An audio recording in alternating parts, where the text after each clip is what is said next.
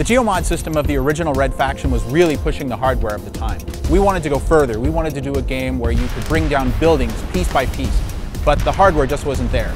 So when we started hearing about the capabilities of the PlayStation 3 and the Xbox 360, then we decided to reopen up the franchise with a whole new destruction system. As you're playing through other games that tout destruction, you'll find that what you're seeing in all cases is a special effect. When you get into Red Faction Guerrilla, what you'll find is a true physics-based and stress-based destruction system.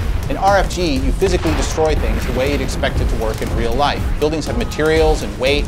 They creak and groan when they're under stress. They come down based on where the damage occurred. It is just based on a series of physical rules. Because we built the system in such a generic manner, you can do any number of different types of damage. They're going to get applied the same way. Everything that you do to cause destruction in the world is done because of where you place that charge, where that explosive round hit the structure. If you can pick out the structural elements on a building, place your charges appropriately, you're going to take that thing down much more easily than just with randomly placed charges.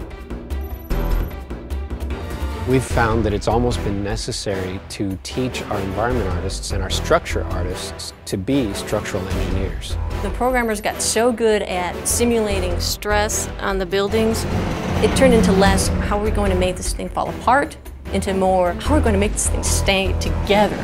Say, for example, I have a two-story building that's just full of glass on the first story and then a cement wall above that, and then on top of that a roof and maybe a smokestack. If I don't create the appropriate infrastructure of I-beams and metal braces and firm foundation, I put this in game, it's going to fall apart on itself. Our stress system kicks in, the weight of the materials are calculated, the thickness of the materials all comes to play, and it just can't support itself. We become less and less just a 3D structure artist and more like architects.